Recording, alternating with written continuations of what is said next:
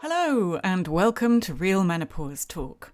I thought I'd mark World Menopause Day with just a little mini pod. Yesterday was the London Menopause Rally organised by the fantastic Menopause Mandate team, and what an afternoon it was. A great turnout and some deeply moving speeches and stories of what some women have had to endure when hit by the menopause truck. After the publishing of that article, if you know, you know, and for those that don't, the broadest takeaway was that most women experience no symptoms, and the trigger here is most women. So, after that article, I would like to say that perimenopause onwards is not a death knell. It is not the terrifying monolithic experience some may lead you to believe. It just needs to be managed well. For those of us who go through this transition at more or less an average time, as biology would more or less plan, there is much you can do to make this a great time of life. For those who go through surgical or premature menopause, it's a different matter. And as I understand it, HRT is an essential component to make this part of life a good one. There are many parts of the puzzle, and for some, HRT is either not an option or not a choice, and it is only one part of the puzzle.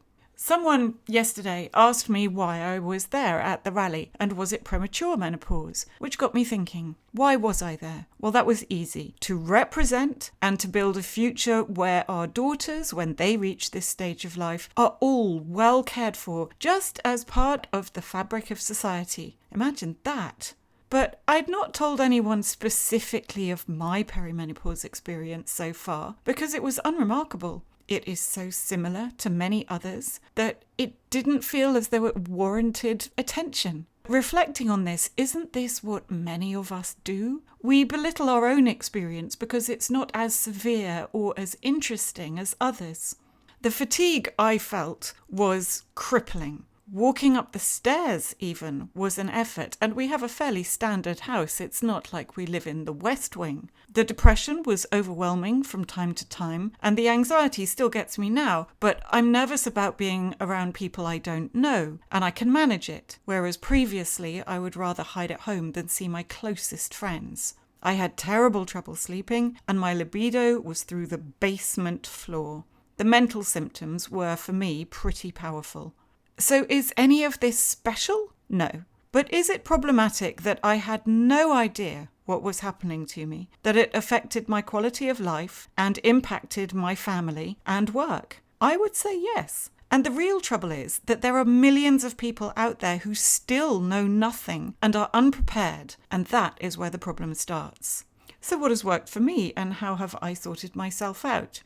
Gut health. Gut health, gut health, gut health has been my number one. Over the years, I've had a few digestive issues and have attempted to address it and settled for adequate. Not good, but not as bad as it was. This year, I went all in with help and support from a qualified functional medical practitioner, and we went until my digestive issues had all been fully resolved. It's taken much more time than I had anticipated, but worth every single grain of effort I put into it. And from there, my symptoms have fallen away and health slotted into place. I do take testosterone, which has also helped me enormously, not just in terms of libido, which frankly also came back with gut health, but also in terms of cognitive clarity and overall energy. And I also pay more attention to my nutrition and continue to exercise regularly.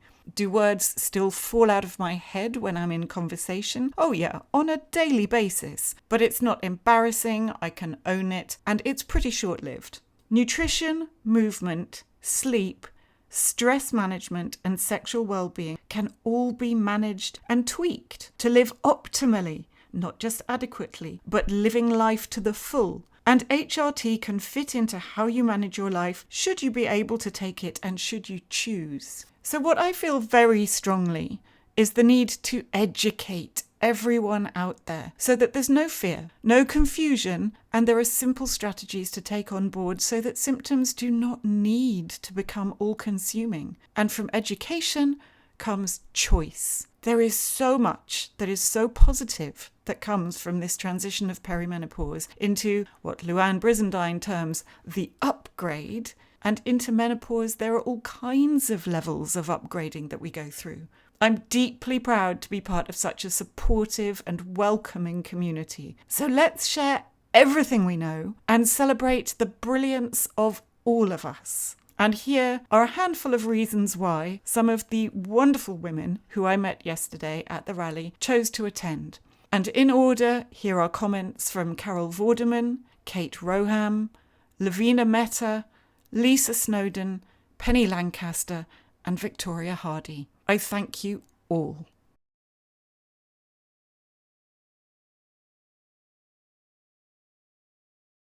Well, I'm here supporting Menopause Mandate, and I'm post-menopause, and I've been speaking about this for quite some time, so it's lovely to see that, you know, we finally got activism on something that actually we shouldn't have to be active about. It's like, duh! You know. So yes, that's why I'm here. Wonderful. Yeah, so I am a menopause fitness trainer. And I'm here today because we need to get menopause on the agenda. I think what everyone is doing is great and raising the conversation around HRT, and I want to be here to support that, getting it obviously, you know, in schools and educating women. My main drive, however, is to see a little bit more talk around exercise and diet as we go into menopause, because obviously HRT can be slightly divisive. There are women that can't take it, there are women that still don't want to take it. We have to educate women and support them and let them know that they can manage many of their symptoms with exercise and diet. And when I say exercise, it doesn't have to be massively heart raising and sweaty. Movement, walking, anything like that will massively help. So I'm here to support all the women going through menopause. I'm here to support the Menopause Matters campaign. I'm here to support the Menopause Mandate, but also hopefully raise that conversation around managing the menopause holistically. I'm here to be the voice and hopefully represent for South Asian women. I want them to stop suffering in silence, seek help, empower yourselves, and make sure that we can embrace this period in our lives. I'm here today because we are gathered with Menopause Mandate with some amazing women and making a lot of noise. And it's an exciting day because it's World Menopause Day, and getting the acknowledgement, the recognition, the realisation that menopause is real, and the respect that it's needed for us women and for the whole of society. So it's a really special day to be here on World Menopause Day. Well, it's World Menopause Day and it's Menopause Mandate. Basically, it's to keep the conversation going.